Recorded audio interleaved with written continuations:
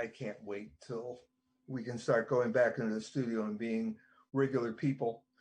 In any case, we're hoping to get one additional person in. Uh, so we'll have a full panel of four, but we'll have to see how that works out. In any case, hello. We're doing our last show, or at least the last planned show before the election. And I originally was thinking that Biden was definitely going to win, so I thought we should talk about what his priorities ought to be. As of right now, I'm less convinced. So I don't know about the rest of the guys. What do you think? Is he definitely going to win, or is there going to be another November surprise? Whether it is a surprise or not, I don't think he's going to win.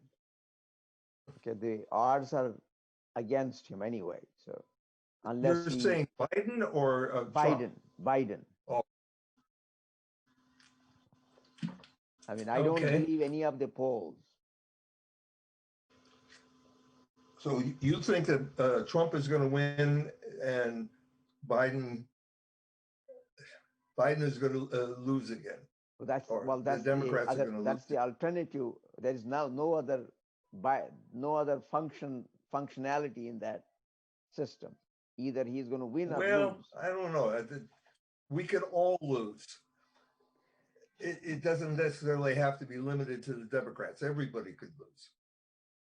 Well, we can't accept the results of the election, whatever those results are, then America as we know it ceases to exist, and we're in some other world. Paul, you're looking very I'm confused. I think that Biden is going to win the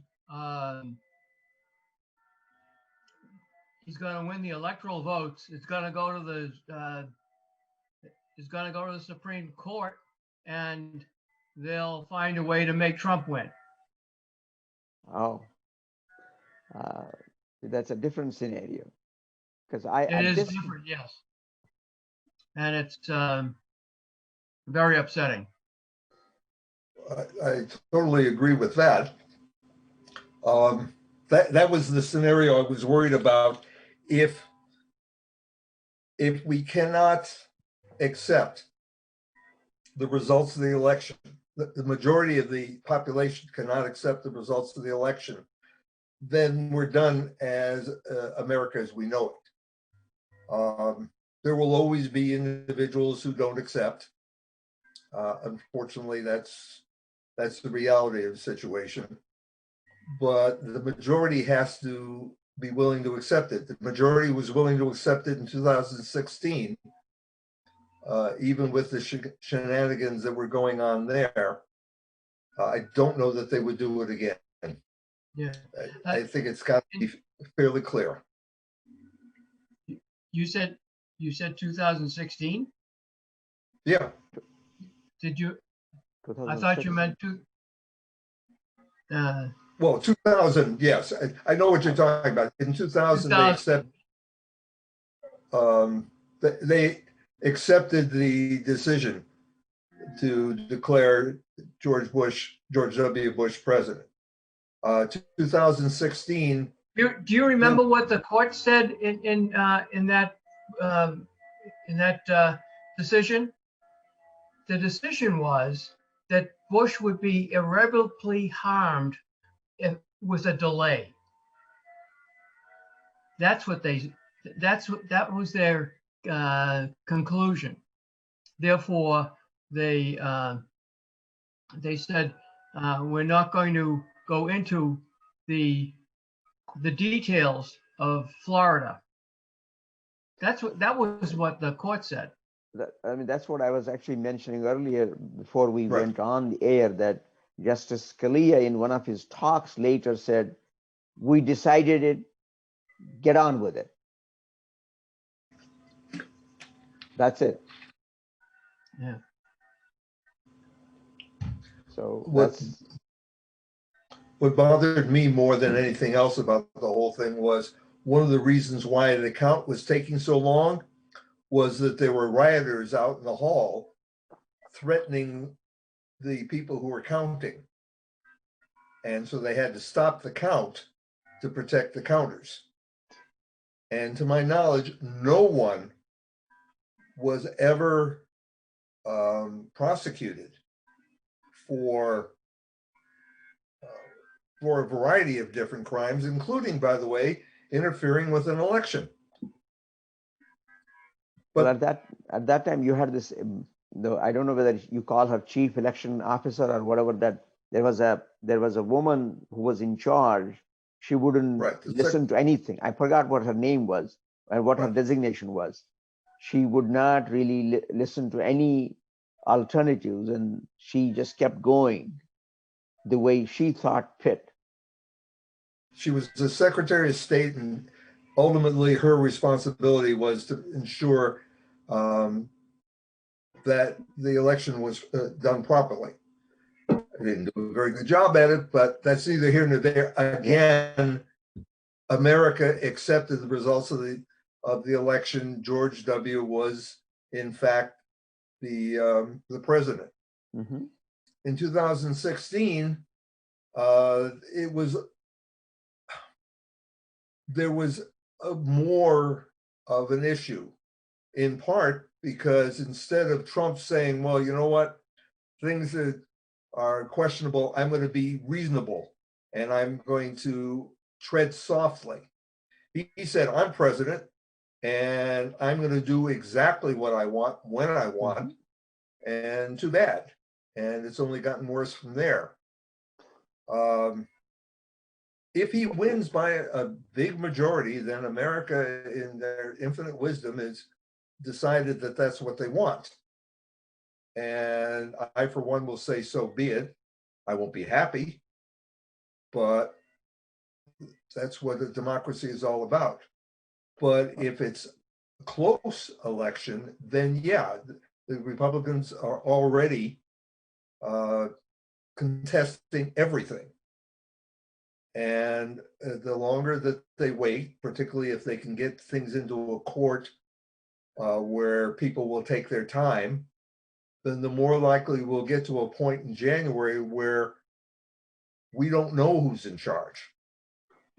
And there's an obvious solution in the Constitution, which I guarantee you the Republicans will not accept.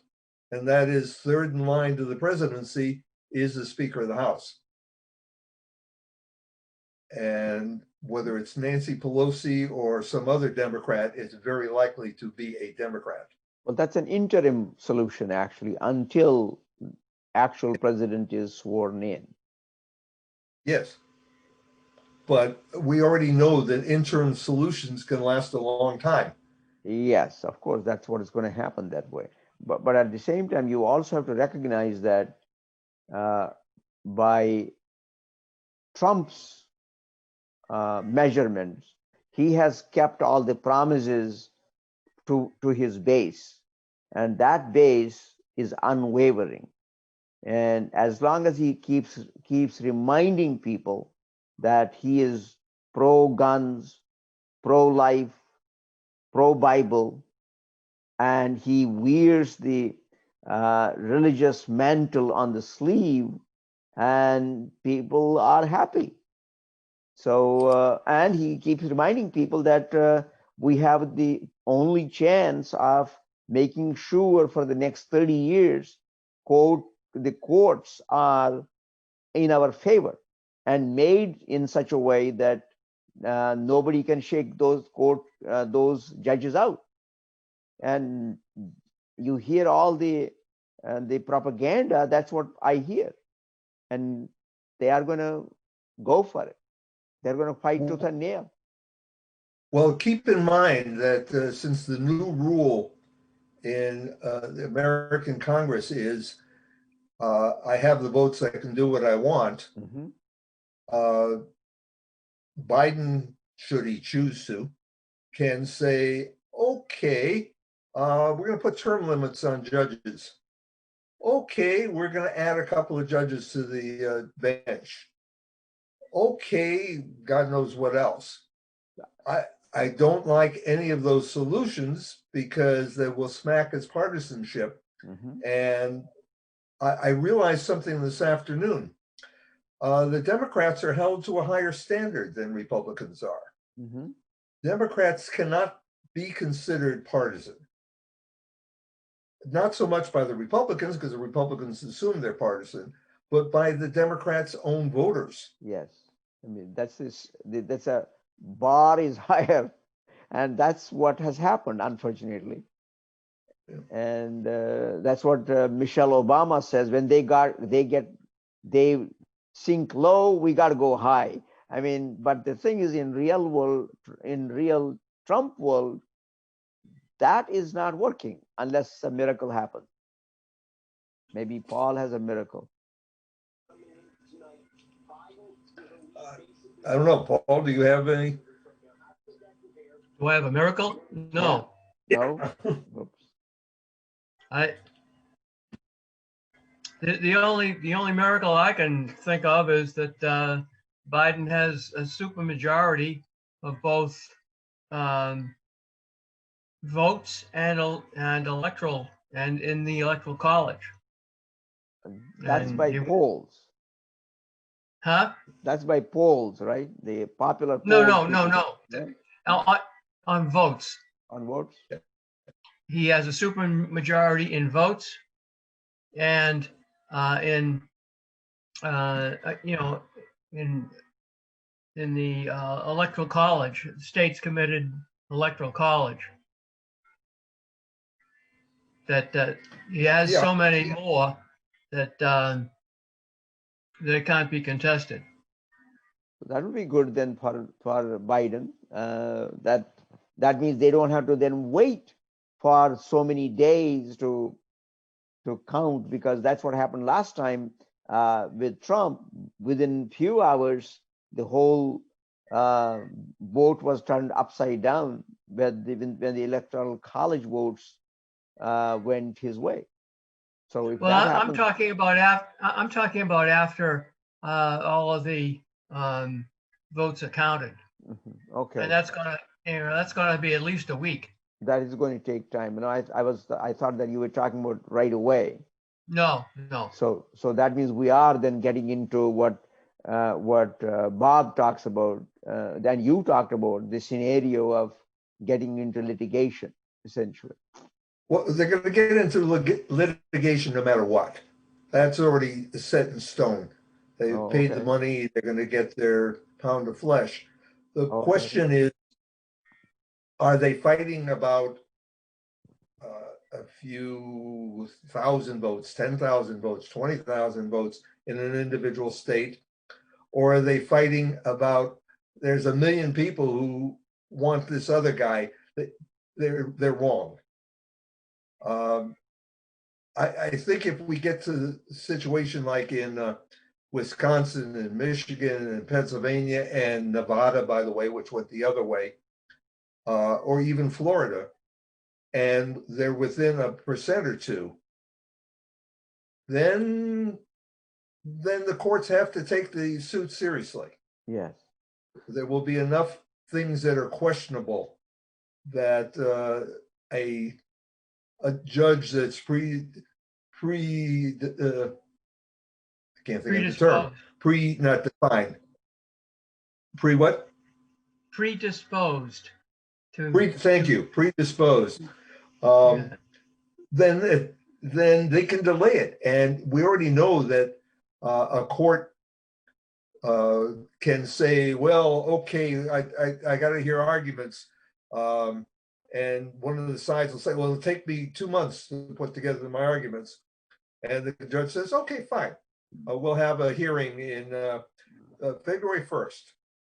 Good idea. And so now suddenly that state is not counted.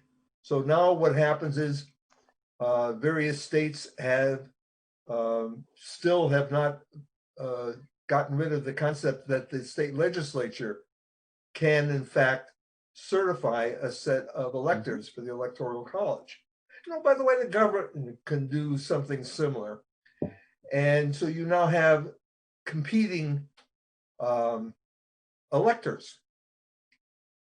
It gets really, really complicated, and the courts may legitimately feel, hey, we got a major problem. But meanwhile, the country doesn't have a president, which is why I think that the Republicans have to listen closely to the fact that if there is no president on January, whatever, 22nd, whatever it is, then 20th. they will have Nancy Pelosi or some other Democrat. Nancy originally said she wouldn't run again, but it's not clear now. But constitutionally, she has to take over because she's the No. speaker. She can decline. She's next in line, but doesn't mean that she has to serve. Yes, that's not good. Yeah. The next one in line is the president pro tem of the Senate. Oh, okay. That's the end of the whole game. Well, not necessarily, because we don't know what's going to happen to the Senate. I think this is something I don't know. Maybe you guys know. Do they swear in Congress before they swear in the president? Yeah, I thought it was done at the beginning of January. I sort of thought that too, but I wasn't positive. But is it possible that Mitch McConnell can delay that too? Because he can do that. Don't know. I have no idea. But at the same time, the scenario you laid out, Trump is already building that up. He says that he saw Trump named votes in the dumpster.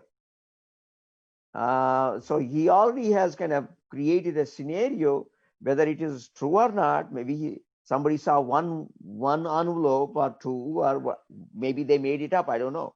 But already the impression is out there that it's very possible, to have, as a matter of fact, even in Burlington, a lot of votes, a lot of ballots have been thrown away because people didn't sign the brown envelope. Yes, and that's what probably Trump saw, and then our Trump's people saw. Now he's making a big deal about it. And now, yeah, exactly. So he's basically making the ground ready with all that scenario. Once you create the perception, people are going to run with it. But in Burlington, you were just saying that was happening in Burlington. My understanding was that if you would send in your vote early enough, they would try to contact you to fix the problem. Maybe. As opposed to just away. I would have also imagined that instead of throwing it away in the dumpster, they would shred it. They would shred the document. Well, if they throw it away, then shredding it's the only way to ensure the secrecy of your ballot. Yes. But I voted early. I put my vote in the box up by town hall. That's what I did. If I screwed up, I did too. Yeah. The other thing is, he claims that we're ballots in the dumpster with the Trump name on it. Yes, that's also had every other name. It also had if it was a real ballot, it had every name. No, there were some that Trump. Once they opened up the ballot. He didn't say it was Trump selected. Yeah. He said it had Trump's name on it. Yeah. Just like a blank ballot would have Trump's name on it. My understanding was that Biden's name on it. A blank ballot will have all the senators and representatives that are running. Yeah, but he doesn't say that. He doesn't say that. My understanding was that they were actually. He doesn't say anything clearly. Yeah. That's the point. That's the point with Trump. He, one of his favorite sayings is, "People say that." Yeah. Who says? How many people say that? Is it 4 people say it? Out of 330 million? He speaks in indefinite terms. The other thing is he still thinks he's the CEO and that he can make any decision he wants. And then he He thinks he's a CEO just like he is a CEO in his company. He's not the CEO of the United States. Well, I mean, just using that office, he came out and said, "Don't worry, you seniors. I am a senior. You are my friends. The treatment he got, you all seniors will get that." So that was interesting. I thought, wasn't it interesting? Out of on the South Lawn or something, he gave that presentation. So he made that decision. Although nothing of those treatments, none of those are available. So, Well, I think I just saw today or yesterday that remdesivir was approved, it is but I today it also has been saw approved. that there was a double-blind test Yes. that came out with a conclusion that it didn't really help. That is the problem with that the WHO, what is called solidarity trial that came out a week ago, that has come out really against using it because it doesn't Oh, show okay. any. When you look at the data from that trial, it seems that it doesn't work. It produces side effects which are more dangerous. Oh, I And didn't hear that. and it has that came out about a week ago or so, and now Well, we but can the see the FDA side has effects approved it. because Pardon me? the guy has gone from crazy to psychotic. Well, I was going to suggest that may be an explanation. I thought it was steroids, but maybe Yeah, I it's the think remdesivir. we don't know actually how many side effects remdesivir has because it produces toxicity, and that's what actually a lot of that data suggests that we better be careful. And so I don't Okay. know. FDA. I was trying to listen to the FDA presentation today. It was going on and on and on, and I couldn't listen to the whole thing. So Did they approve the remdesivir today yes, or not? remdesivir has been approved now by the FDA, but Okay. I don't know what conditions they put on it. That's why I wanted to listen to the whole thing, but I couldn't do that. Oh. All right. Well, then I did hear it correctly, but I didn't hear anybody saying that there was some very negative side effects.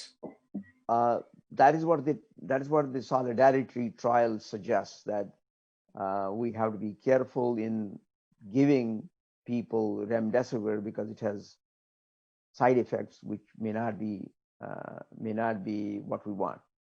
But on the other hand, it also doesn't help.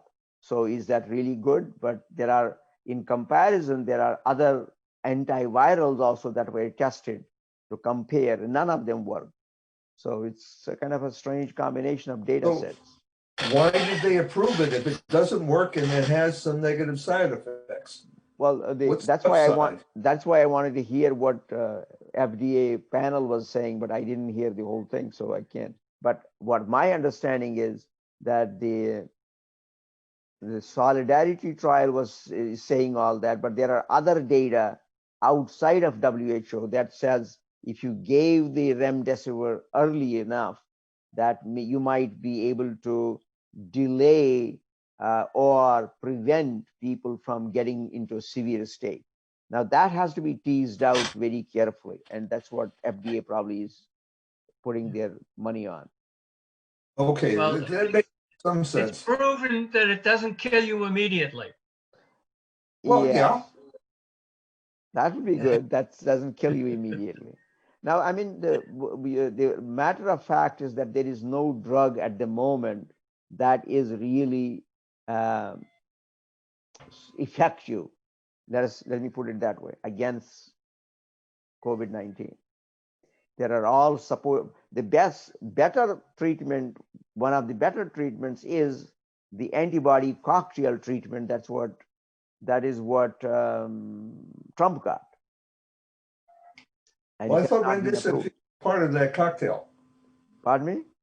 I thought remdesivir was part of the cocktail. No, that's the antibody cocktail is actually produced so that you give that mixture that neutralizes the virus and prevents the virus from binding, attaching itself to the cells. Okay. So that way, the whole system is stopped in the beginning itself. So that might be a better drug if it is available to people. Right now, it's not available because they are producing, and it is available at the moment on a compassionate basis. Okay. So they are giving it to some people, but it's not widely available because they have just started synthesizing it. Well, I've always maintained, or at least as long as I can remember, that COVID was never going to go away and no vaccine was going to be a permanent fix. And what we needed to do was survive long enough, do whatever it took to survive long enough that there'd be a treatment that would allow most people to survive it. Well, that's what people are trying their best to create a bunch of a protocol with some drugs that were effective against it. That's why there are now this antibody cocktail. There is the convalescent plasma. There are some of the drugs that are repurposed, which are used for some parasites. Those drugs are being repurposed for COVID-19. There are drugs that are against, actually, some people have also suggested BCG tuberculosis vaccine might also help. It's kind of a whole bunch of things. Of course, then there is the steroid treatment. So you have to be able to give this kind of protocol, follow that protocol early enough so that you do not bring people into severe state. That's what people are trying to figure that out. And also there's a medicine in Pepsid, which people are claiming that also helps, but we don't know whether everybody can tolerate that. Say that again. All I got was everybody tolerate it. There's a medication in Pepsid, in Pepsid, which you get over the counter. What is called famotidine is a medication for acidity, and that has been tried in some clinical scenarios. They have claimed that has helped some patients, but whether it is really just that which has helped or the combination they gave that has helped, we don't know that yet. So it's a whole bunch of things people are trying, but unfortunately we don't have the clear-cut medication. You take this pill and you'll be done. That's not there.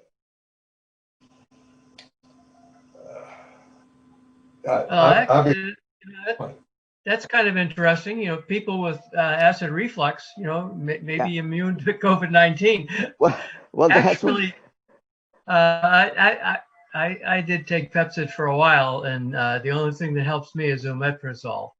Oh, I see. Okay, because there is the medication there is called famotidine, and famotidine is actually much more effective medication than any other medication for acid. But not everybody can tolerate it. Oh, it didn't do anything for me. Oh, but okay. I've taken omeprazole for probably 20 years now. Okay, well, every day. Every day. Wow, and it helps you. Yes. Okay, well, so, but hard to believe, isn't it? Yeah, but the thing, it is hard to believe, but this is what life is about. That's why in some patients, some people, one thing helps, the other patients, something else helps. So that's why we have all these different medications. That's what we don't have for COVID-19. So that's why people are scrambling to create a protocol. When they first started to realize what was happening, they were talking about blood clots, and that's what was Yes, creating some of the serious issues. yes. It occurred to me, why don't you just use aspirin Well, that's or what some that's other? yeah, that's interesting because that's what people are actually trying to give aspirin or aspirin related drugs early on, because one of the effects of COVID-19 of the coronavirus is the acceleration of the clotting cascade. So you want to prevent that from happening early on. So that's why that's why there is that in some protocols they are using drugs that can prevent that. So Have they reported any results? yeah, I mean that's what people are claiming that those protocols have helped. Because you Okay. prevent the clotting, you prevent people from getting those clots in the inside. That then affects that also prevents the problem for circulation, getting gangrene, excuse me, getting the stroke, or getting a pulmonary embolus and all that. I mean, there's a complications that come up. So if you prevent that from happening from the beginning, patients survive better. And then at the same time, the push is to prevent patients from getting into state where you have to ventilate them, because once you get to that state, it's already getting very serious. Yeah, I would imagine. Yeah. Why is ventilation better than just giving them oxygen through a tube? Because they can't breathe on their own. Because if you allow people to breathe on their own, they have to have the strength to breathe in. Because normally when we are breathing, we don't even think of it. But Right. when you have an infection, your energy stores are used for entirely different things. And then in order to breathe, you have to exert. And unfortunately, on top of that, the lungs fill up with fluid. That means you have to exert more. So what happens is it becomes a counterproductive problem. So do you want the patient to spend their energy on breathing or doing repair? So that's why ventilation works much better, is better. So it's basically an artificial lung, the ventilator. Well, artificial lung is not little. It's a second stage. Some people need that, where you take over completely. Whereas the what is called the extracorporeal system, where the lung and the whole system is breathing for you. Here, when you are connected to a ventilator, of course, the ventilator pushes the air in, but then that also creates complications, because just because you are on a ventilator means air is being forced in involuntarily, and that involuntary pressure causes damage in the lungs, and that has to be dealt with. So some people can tolerate that, others cannot. So that's why it becomes patients have to be sedated. So that's another problem. Yeah. When the ventilator pushes the air in, Yeah. what happens to the exhale? So that's what. Well, way of getting. Yeah. That's what ventilator has to do. It has to go through the cycles, breathe, push air in and push air back. But that's what, when you are pushing air, you are pushing it at a certain pressure, certain humidity. Hopefully, they try to simulate it as best as they can. But what is important in ventilator is that they can control how much of oxygen can be pushed in. And so if you increase oxygen levels, you are going to damage more inside, because tissues cannot tolerate too much oxygen either. So it becomes complicated pretty quickly. So okay. So it's oxygen and not just plain air. Well, it depends on how serious the patient is. So oxygen concentration could be altered. Okay. because there is a So room the air answer is ventilation, don't get then there sick. is additional oxygen. Yeah. It becomes very Uh, complicated anyway. So we got from one topic to somewhere entirely different. well, that's the old farce for you. Yes. Let's go back to So what you think what do we Pat has really not been think? able to get in? No, I think he finally gave up. Okay. Unfortunately, Tad was going to call him, and evidently Tad couldn't figure out how to get around the problem. Okay. Now that I understand what the issue is, hopefully we can figure it out, and maybe he'll be able to join in November. So getting back to what do we think is going to happen November 3rd through January 20th or whenever the heck the inauguration is scheduled for. Do we think there's going to be an overriding majority? I was just looking at the TV, and I was seeing that in I think it was Michigan, Wisconsin, and Pennsylvania, Biden was up by about 5%.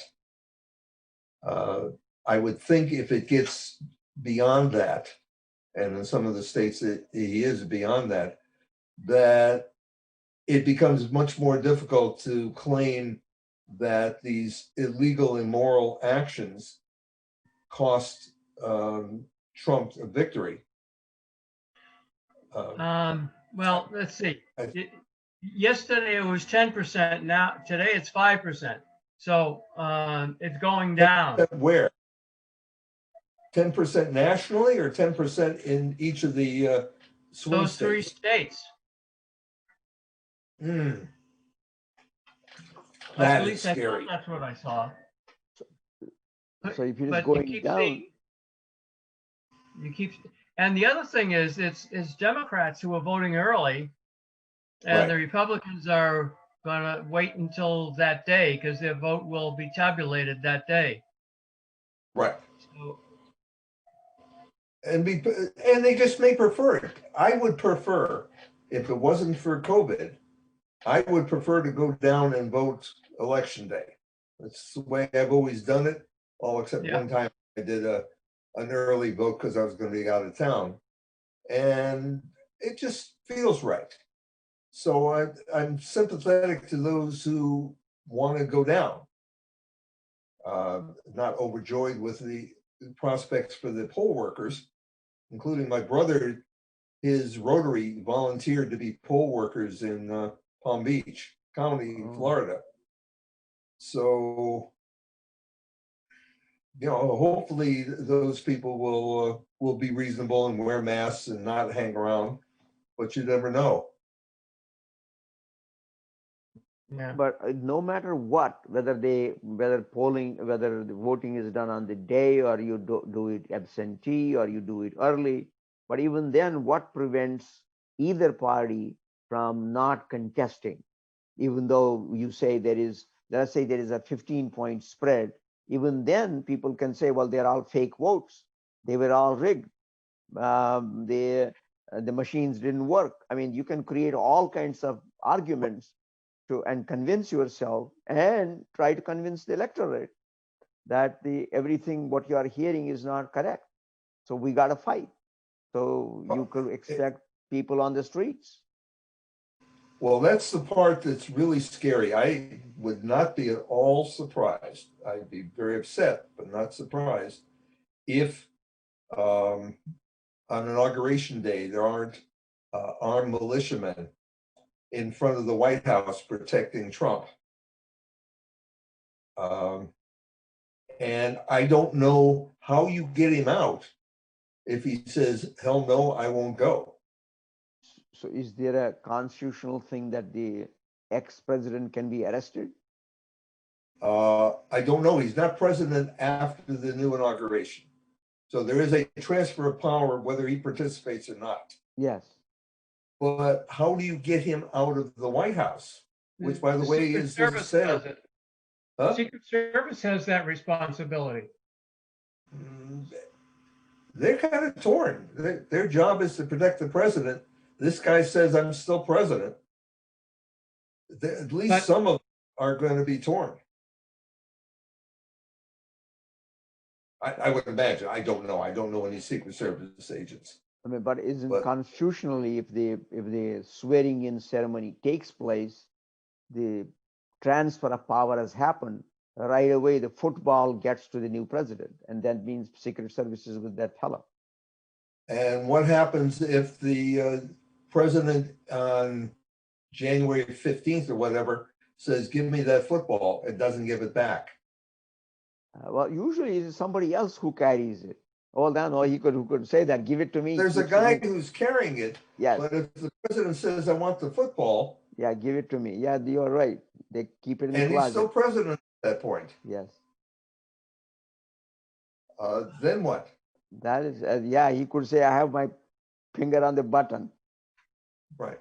Now, the military has said they're not going to play games. Whoever's the president is who they will follow, and the implication is, come inauguration day, whoever the new guy is or gal, Yes, that's what they'll do. But I would imagine if you get what is considered a legitimate order, maybe that morning, again, what do they do? I think probably Alan Dershowitz has an opinion on that. Yeah, well, he used to be a smart man. Now I don't know what his problem is. Maybe he's taking remdesivir. No, I think he's still a smart man. He's selling so many books. But I could sell a whole bunch of books. All I have to do is put some naked ladies in them. Yeah. Well, yeah, that means you're a smart man. Giuliani is a smart man, but a vast majority of the country think he's whacked out and gone dingling. Yeah. That's They're not a different incompatible. issue. That's a different issue, but he's a smart man.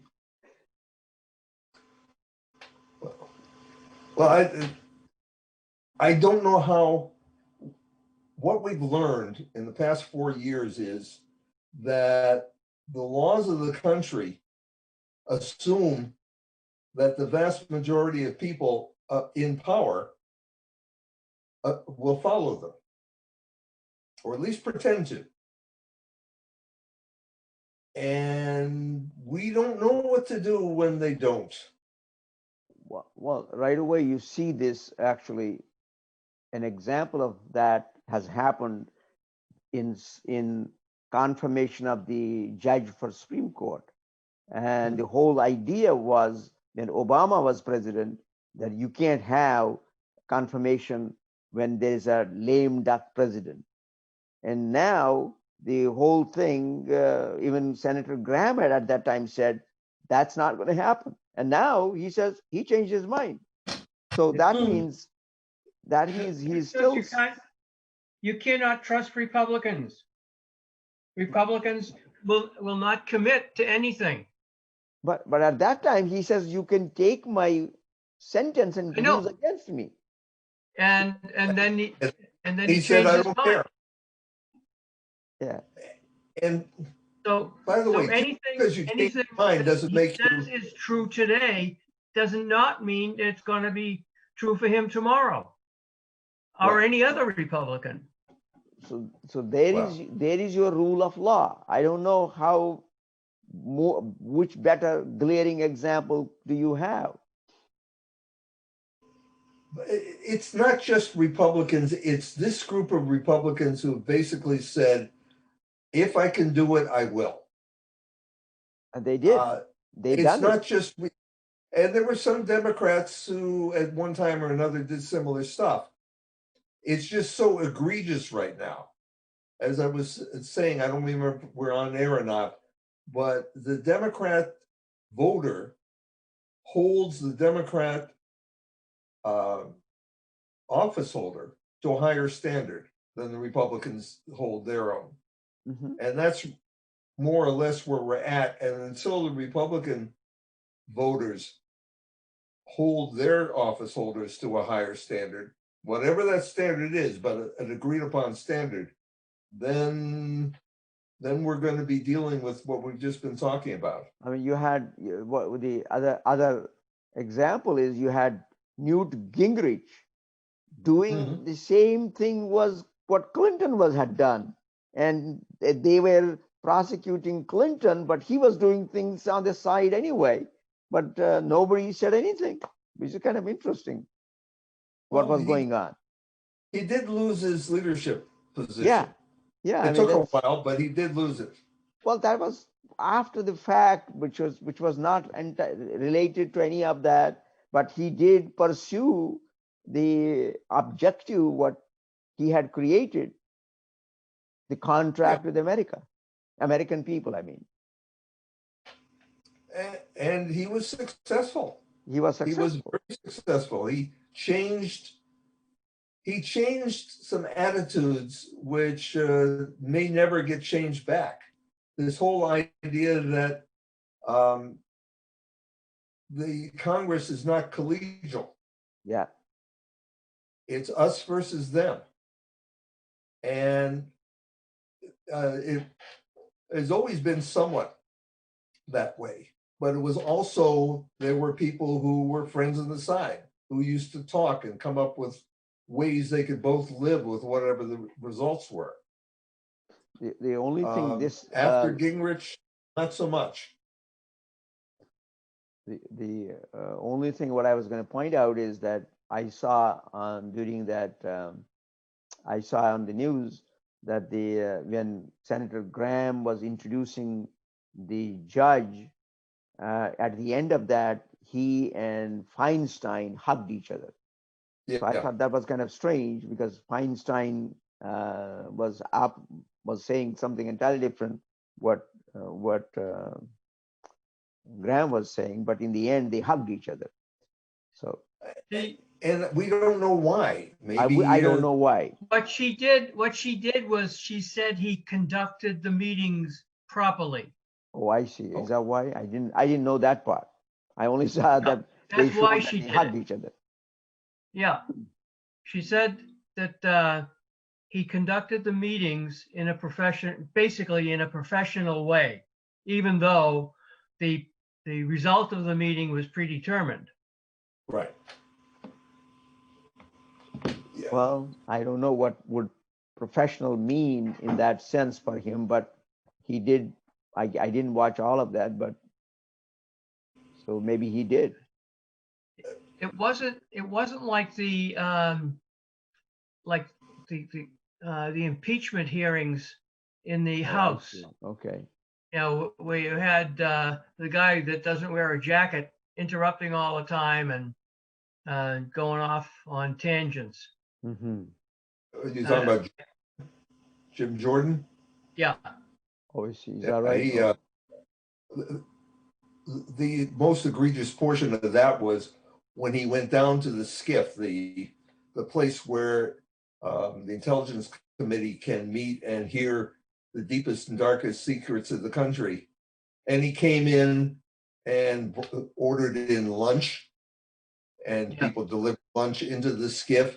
They had cameras and phones in there, which is absolutely illegal, immoral, and fattening. That was. If you go in any country, in any company I've been at that has a SCIF, if you go in and don't have an express invitation, that's grounds for termination. Mm-hmm. And those representatives that didn't, there were an awful lot of representatives that did belong, that didn't go in when it started. They did belong, but there's a whole bunch that went in anyway that did not belong. They should have been thrown out. So why would they? Why were they not thrown out? Thrown out of the House of Representatives. They should have lost their job, and that the governor of that state could assign a new one, and then have an election. So But what is those a people- skiff? It's a secure room that there's no ability for electronic signals to get in and out. You're not allowed to have any kind of electronics with you. But they because had you them hear anyway. all the real dirt about what's going on in the world. How do we know about it? You know, Oh, wow. the poor SOB who's undercover in the Kremlin or in Tehran or Jerusalem. Timbuktu. I can't The guy remember what who's the SCIF is, but it's secure something information facility, I see. But the question, intelligence facility. so that means what you are saying is that you need security clearance to get in there. yes, You not only need a security clearance to get in at a certain level, high level, I but you see. also need an invitation. Oh, wow. Like for So- instance, if we had a meeting Mhm. and the president of our company who had a security clearance wanted to go in there without an invitation, he could be thrown out. He should be thrown Wow. out. So That's why how didn't- that's how serious it is. Wow. and when you order in lunch and somebody delivers it to the room, Wow. now there's Yeah. just some random guy. Out of the Yeah. off of the street, listening in. Yeah. Yeah. Or maybe I- not off the street. Maybe it's some guy who is delivering some kind of recording device or something, Yeah. which will then be taken out at a different time. And suddenly Moscow or Beijing or whatever now has a record of all this important stuff. And they don't have to wait for Trump to tell it to the ambassador to show off what he knows. Wow. So they should have been thrown out then. Yeah, they should have certainly been publicly chastised by the House and not just by the news media for doing that. The people who invited them in without the proper protocols should have lost their seats, and the Republicans should have been forced to name someone else. Because this is very prestigious Mhm. assignment. So how come that has not been pursued? Because we're too busy going after everything else. Because every time you turn around, every time you find something that is really, really scary, Trump says something off the wall, and everybody goes Even after worse. that. And That is even worse. right, That is even Part of worse the- than what you're concerned about. well, but the problem is if he says or does something like that, and nobody jumps up and down on him, then he thinks it's okay, and then he goes ahead and does it forever, and suddenly it becomes the norm. I mean, that is what has happened, unfortunately. Yeah, And the whole world is watching and learning. But I don't know. it is truly scary. All right, we got 5 minutes. Let's say something that will leave the one or two people who are actually watching this with a good feeling. Well, Paul was going to predict Biden is going to win. So let him elaborate on that. Well, I think if all the votes are counted, Biden will win. And then what? Just because he won and because Trump is no longer president, then what? Mhm. Biden has to win, yes, and the Democrats have to win the Senate. They have Yes. to hold the House and win the Senate. Because Okay. if Biden wins and 4 judges die and McConnell's in charge, he's not gonna put up allow any Democrats to be in. It Right. will be just like Obama. That's the same issue come up again. Yeah. Well, look back a little bit. In 28, 08,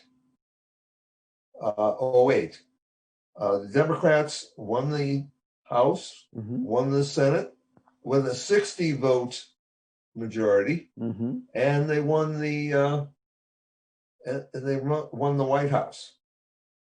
And the net result that I can remember out of that was that we got the Affordable Care Act, which I think in large measure was a good thing. But So they did not actually. What bothers me about that is they did not really educate everybody why it is so and what it is going to do. So the Republicans took the challenge and then advertised whatever they thought fit and made it into a big villain. well, it turns out that the Affordable Care Act is probably one of the most popular Mm-hmm. Current programs, with the possible exception of food stamps in the country. I think it depends on which state you're in, because Mhm. like for instance, in Texas, it's a $12,000 deductible. Really? Things through the